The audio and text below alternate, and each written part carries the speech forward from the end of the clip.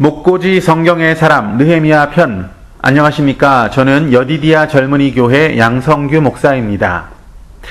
느헤미야 말씀, 역사서 책들 중에 한 권이죠. 여러분 아시다시피 에스라 말씀과 느헤미야 말씀은 원래 한 권의 책이었습니다. 한 사람 성경 기자가 기록한 책입니다. 근데 이 책이 후대에 이르러서 두 권의 책으로 나뉘어졌다 이렇게 알려져 있습니다. 그래서 오늘은 에스라 말씀과 느헤미야 말씀 이 두 권의 책에 대한 역사적 배경을 잠시 살펴보려고 합니다.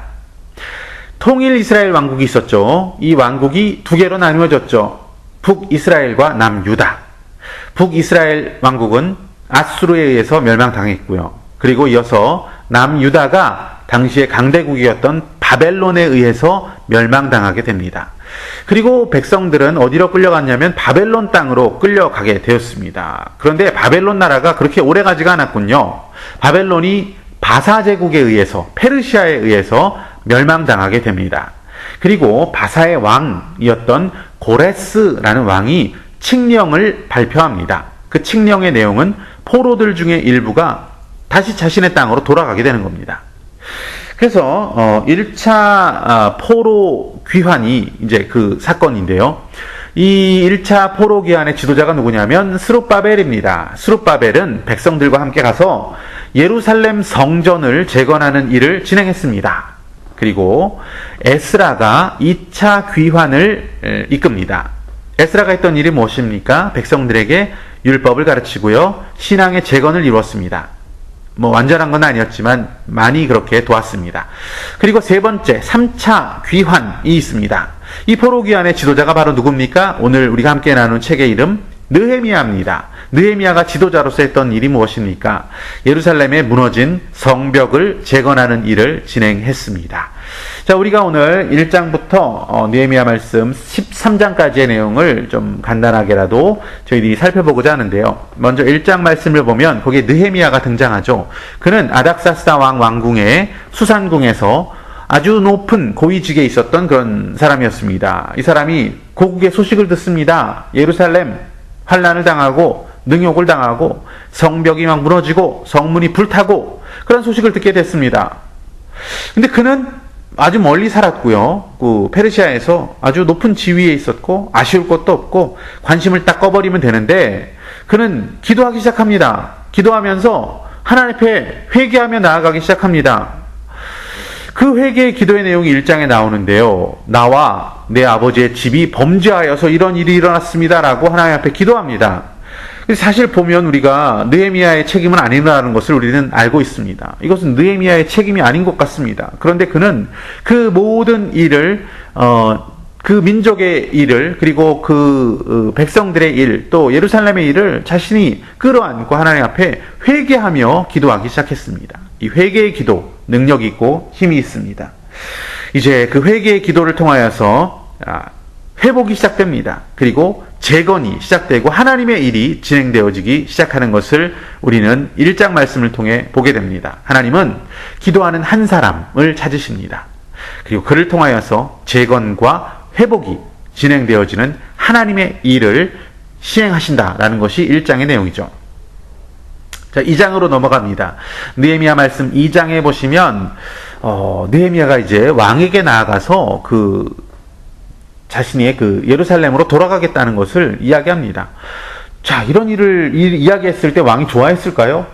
기적이 일어났습니다. 왕이 또 왕후가 함께 보내기를 즐겨했다라고 그렇게 기록이 되어 있습니다. 그래서 이제 느헤미야가 3차 포로 귀환의 지도자가 되는데요. 왕이 허락한 군대를 이끌고요. 왕이 내려준 조서를 들고 고국의 수도였던 예루살렘에 도착을 하게 됩니다. 그리고 이제 그는 어떻게 하냐면 예루살렘 성벽이 얼마나 무너졌고 성문이 얼마나 불탔는지를 직접 그의 눈으로 확인하게 됩니다. 굉장히 심각한 상태였다는 것을 그는 알게 됩니다. 자, 이제 3장 말씀을 가서 보면요. 이제 백성들의 마음을 이제 얻기 시작하고 하나가 되기 시작합니다. 그래서 불타버린 성문과 무너진 성벽을 재건하는 그 일을 시작합니다. 일사불란하게 전심전력을 다해서 기적적으로 그런 일들이 진행되고 있습니다. 이것이 3장에 나타난 내용인데 3장에는 그 어떤 일이 일어났는지 아주 구체적으로 누가 그 일을 했는지를 쭉 기록하고 있습니다. 그 10개의 문을 누가 달고 기둥을 누가 세우고 땅 파고 나르고 누가 했다 이런 이야기들을 다 기록해 놓고 있습니다. 여러분 이 기록된 이름들 세보면 75명의 대표적인 사람들의 이름이 기록되어져 있습니다. 하나님의 말씀, 이 영원한 책의 한 페이지를 장식하고 있는 그 이름, 이것은 참 아름답고 멋진 일이다라는 생각을 하게 됩니다. 제일 먼저 보수한 곳은 어디로 기록되어 있습니까? 양문입니다. 양의 문, The Sheep Gate라는 곳을 먼저 보수하게 됩니다. 이 문은 어떤 용도의 문입니까? 양들이, 제사 드릴, 하나님께 예배 드릴 그 양들이 들락날락하고 있는 그 문을 제일 먼저 콕 집어서 보수하고 있습니다. 그 이유는 무엇입니까? 하나님께 예배 드리기 위해. 예배의 회복을 제일 먼저 생각하고 그 일을 진행하고 있는 것이 3장의 내용입니다. 4장 말씀 넘어가서 보면요.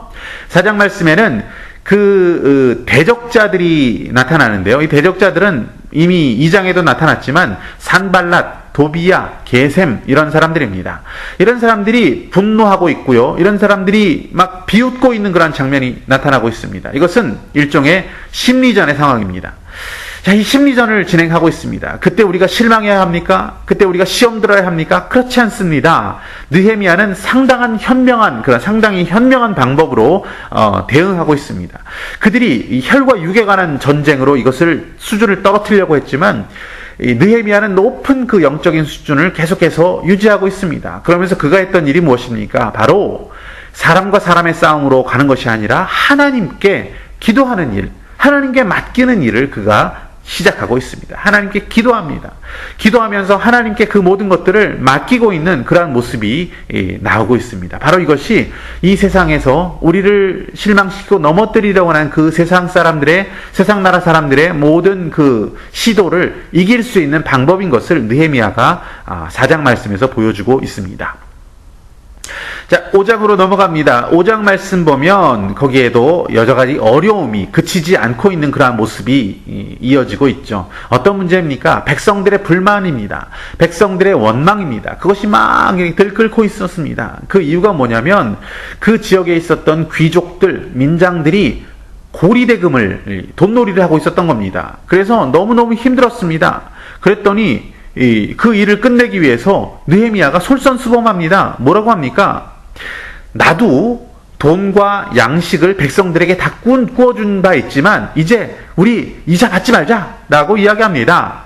자신이 먼저 그렇게 하지 않겠다라고 선포를 했습니다. 그랬더니 백성들이 다 아멘 하면서 그 말한 대로 행했다라고 13절 말씀은 기록하고 있습니다. 멋지게 그 문제가 솔선수범하는 지도자를 통하여서 해결되었다라고 문제 해결이 기록되어져 있습니다.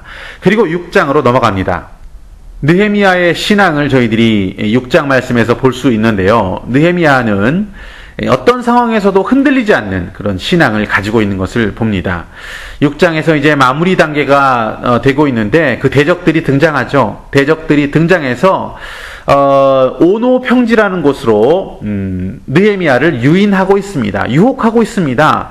느헤미야를 죽이려는 계획이 있었습니다. 그런데 그 절충한 그들의 타협 안에 그것을 단칼에 거절하고 있는 느헤미야의 답변이 있습니다. 느헤미야가 뭐라고 하냐면 내가 너희에게로 내려가겠느냐 이렇게 답을 하고 있습니다. 여기서 내려간다는 것은 지형적으로 내려간다는 것이 아닙니다. 성경에 있는 내려간다는 것은 영적인 의미를 갖고 있는데요. 그 영적인 멸망의 길로, 타락의 길로 내가 왜 내려가느냐라고 이야기하고 있는 느헤미야의 답변입니다. 그랬더니 거기서 멈추지 않고 마지막에 이제 느헤미야의 동역자였던 스마야라는 사람을 매수합니다. 그래서 스마야가 다시 이 느헤미야를 어려움에 빠뜨리게 하는 그러한 장면이 나오고 있는데요. 그 스마야의 제안도 역시 느헤미야가 단칼에 거절하고 있습니다. 자, 그렇게 마지막 유혹들을 뿌리치면서 6장 말씀 15절에 보면 성벽 역사가 52일 만인 엘룰월 25일에 끝남에 아멘. 52일 만에 축 완공, 성벽의 공사가 마무리되고 있습니다. 굉장히 빠른 시간 만에 이 모든 공사가 끝나고 있는 그러한 장면이 6장에 나오고요. 자, 그러면 이제 성벽 공사가 끝났으니까 느헤미야 말씀 6장에서 끝이 아니라 6장 말씀 이어서 진행되는 것은 여전히 아직 그 성벽은 완공되었지만 백성들이 가야 할 어떤 신앙적인 회복의 길은 아직도 멀었다. 그래서 계속해서 그 이야기들이 7장부터의 말씀에 나오고 있습니다. 자, 7장 말씀 보면요. 이 7장에서 사람들을 세우고 있는 그런 장면이 나오고 있습니다. 제일 먼저 세운 사람이 누구냐면 레위 사람들이었습니다. 레위 지파 사람들을 세웁니다. 레위 지파 사람들을 세운 이유가 무엇입니까? 그들은 예배를 이끌어가는 자들이었기 때문입니다. 예배를 먼저 세우자라는 그러한 마음으로 레위 사람들을 먼저 세우고요. 그리고 또 예루살렘을 다스리는 자들을 세우게 됩니다. 자, 그러한 일을 마치고 이제 느헤미야가 진행했던 인구 조사의 기록이 5절부터 마지막 절까지 쭉 이어지고 있는데요. 자, 이 인구 조사에서 우리가 한 100년 전에 조사했던 인구의 기록과 우리가 비교해 볼 수 있는 것이 에스라 말씀 2장의 기록인데요. 그 기록에 보면 자, 어떤 가문의 자손들은 줄어들고요. 어떤 가문의 자손들은 또 늘어나고 뭐 그렇습니다. 자, 이것은 무엇을 의미하냐면 어떤 집안의 사람들은 환난과 시련과 또 막 그런 풍파가 있을 때 그 예루살렘에서 함께 하였던 그 일들 가운데 떠나게 되었다라는 것을 의미합니다. 성벽이 재건될 건 말건 간에 관심도 없고 그냥 나는 잘 먹고 잘 살겠다라고 하면서 그들이 뭐 예루살렘에 산다는 것 점점 의심이 들고 자신이 없고 의욕을 잃고 떠났던 그러한 모습이 7장 말씀에 기록되어져 있습니다. 자, 계속해서 8장 말씀 우리가 보면요. 8장 말씀은 이제 인적 구성도 다 마쳤고요. 모든 하드웨어에 대한 것들이 다 구비되었다라는 것을 보고 내적인 준비를 이제 우리가 어떻게 신앙생활을 해야 될 것인가 라는 내용이 8장의 말씀부터 신앙의 회복에 관한 것으로 이렇게 쭉 진행되고 있습니다. 8장에 나와 있는 이 예배의 모습, 수문 앞 집회, 부흥 집회입니다. 자, 이 모습을 8장 말씀이 기록을 하고 있는데요. 자, 이렇게 말씀의 부흥 집회를 먼저 요구했던 사람이 누굽니까? 말씀을 보면 백성들이 먼저 율법책을 가져오게 합니다. 그리고 사람들이 모였는데 이 사람들이 얼마나 많이 모였냐면 적어도 3만 명, 그렇게 많은 사람들이 모였습니다. 그들이 성전에서 못 모이니까 수문 앞 넓은 광장에 다 모였습니다. 그리고 하나님의 말씀을 새벽부터 정오까지 수시간에 걸쳐서 하나님의 말씀을 읽을 때 그 백성들이 그 말씀에 귀를 기울여서 듣고 있습니다. 여러분, 하나님의 말씀에 대한 열정이 있었다는 것입니다. 그 열정을 가지고 그 백성이 말씀을 듣고 있습니다. 그리고 이 말씀에 감동했습니다. 그들이 눈물을 흘리기 시작합니다. 그랬더니 느헤미야가 뭐라고 합니까? 오늘은 주의 성일이니 근심하지 말라. 여호와로 인하여 기뻐하는 것이 너희의 힘이다. 라고 하는 멋진 말씀 8장 10절에 그들에게 들려주고 있습니다. 자, 그리고 이제 이어지는 말씀에 보면 그 8장 말씀 후반부에 보면 이제 그 다음 날이 됐는데 여전히 하나님의 말씀을 더 알고자 하는 사람들이 있었습니다. 그 사람들은 족장들이었고요, 제사장들이었고요, 레위 사람들이었습니다. 이 사람들은 백성의 지도자들이었는데 그 말씀을 알고 싶었습니다. 그래서 이제 그들이 말씀을 더 듣고 나서 했던 일이 무엇이냐면 여호수아 시대 이후에 한 번도 지킨 적이 없었던 초막절을 그들이 지키고 있는 그러한 성벽의 어떤 재건보다도 더 아름다운 신앙의 회복을 이뤄내고 있는 장면이 8장에 기록되고 있습니다. 자, 9장 말씀으로 넘어가 봅니다. 9장 말씀에 보면 그들이 예배를 회복했고요. 절기를 다시 시작했지만 여전히 그들의 마음 가운데에는 포로로 살았던 그의 쓴 뿌리, 마음속에 상처와 분노가 있었습니다. 자, 그것을 가지고 하나님 앞에 9장 말씀에는 회개하기 시작합니다. 그 고통스러운 역사에 대해서 회개하고 정말 잊고 싶었던 그 역사와 상처에 대해서 주님 앞에 다시 한번 고백하며 나아가기 시작합니다. 그들은 4분의 1, 낮에 4분의 1은 하나님의 말씀을 읽었고요. 그리고 또 4분의 1은 죄를 자복하면서 우리 주님께 경배하고 예배드리기 시작합니다. 그러면서 그들이 아주 강한 결단을 하고 있는 그러한 장면, 그것이 9장 말씀에 펼쳐지고 있습니다. 자, 10장 말씀으로 가서 보면요. 10장 말씀에는 여러 사람들의 이름이 기록되어 있습니다. 자, 이 사람들은 무엇에 서명한 사람들이냐면 이제는 변하겠습니다. 이제는 예배드리고 우리는 결단했습니다. 라고 하는 그러한 서명을 한 사람들이었습니다. 이 사람들은 지식과 총명이 있는 자들이다. 라고 28절 말씀에 그들에 대해서 설명을 해주고 있습니다. 자, 이렇게 지식과 총명이 있는 사람들, 이 사람들이 IQ가 높은 사람들이니까, 똑똑한 사람들이니까, 그것이 아니라 이 사람들은 하나님의 말씀 앞에 변화되겠습니다. 결단하겠습니다. 라고 나아간 사람들이었습니다. 그 결단 가운데, 그 변화의 열망 가운데 서 있는 사람들을 지식과 총명이 있는 사람들이다. 라고 10장 말씀은 기록합니다. 11장으로 넘어갑니다. 11장에 보면 예루살렘 성 안에 거주했던 사람들의 기록이 나오고 있습니다. 자, 예루살렘 성 내에 살았다라는 것은 무엇을 의미합니까? 예루살렘 성에 다 살고 싶었습니까? 그렇지 않을 수 있습니다. 예루살렘이 아름답게 재건되긴 했습니다. 하지만 그 예루살렘 성이라는 곳이 이방 사람들이 계속해서 침범하고 짓밟기 원했던 그런 곳이기도 했습니다. 위험한 곳이었습니다. 예루살렘 성 안에 산다는 것은 그 산지였기 때문에 물이 부족합니다. 농사를 짓기가 좀 힘듭니다. 먹기 살기가 좀 불편했다는 겁니다. 그리고 예루살렘 성에 산다는 것은 이방 세력들을 방비하는, 파수하는 일을 해야 했기 때문에 그 예루살렘에 사는 것은 쉽지 않은 일이었습니다. 그러나 예루살렘에 사는 사람들이 있었다는 겁니다. 그가 왜 예루살렘에 살았겠습니까?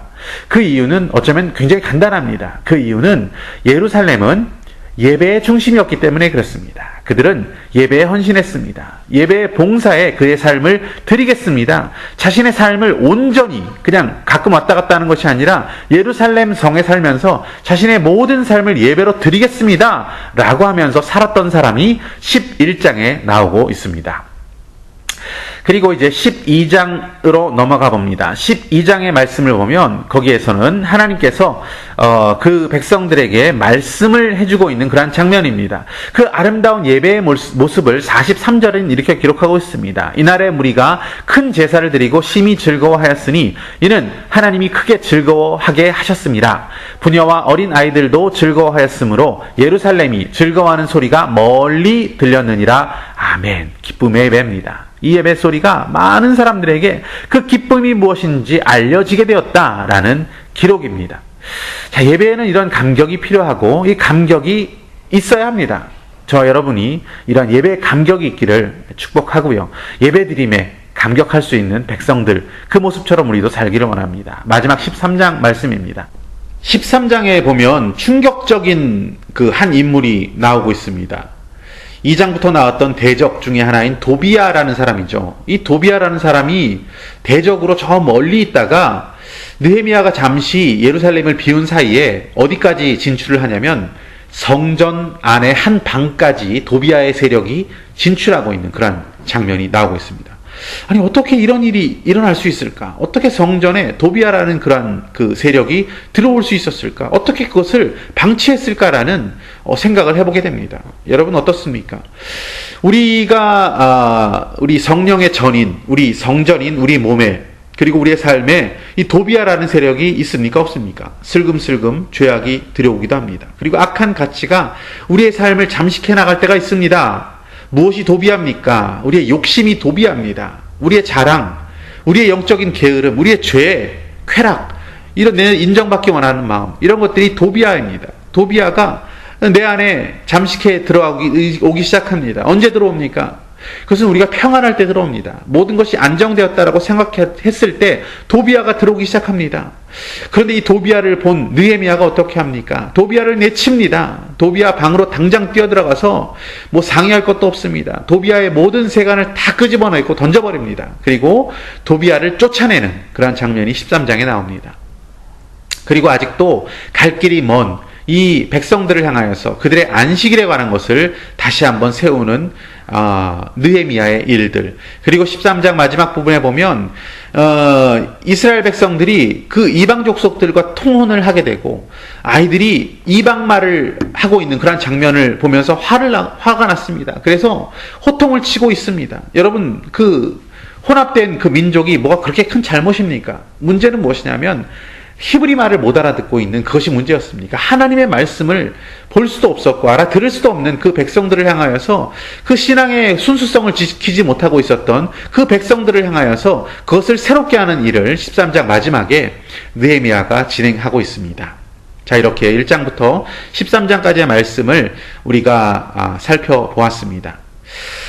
사실 이 포로에서 세 차례나 귀환해서 성전도 세우고 예배도 세우고 이 성벽을 건축하는 이런 일들을 진행하는 이 말씀들을 통해서 우리가 희망적이다, 이제 뭔가 새롭게 되겠구나 라는 마음을 가지고 이 역사서 책을 읽게 됩니다. 그런데 사실 13장에 가서 보면 백성들은 다시 원래의 자리, 그 포로의 자리, 포로의 삶을 살았던 그 영적인 상황과 별로 다르지 않은 제자리로 돌아오게 되는 모습을 보면서 우리는 좀 실망하게 됩니다. 여러분, 예배를 세우는 일, 또 바른 신앙으로 나아가게 하는 것, 이거 참 쉽지가 않습니다.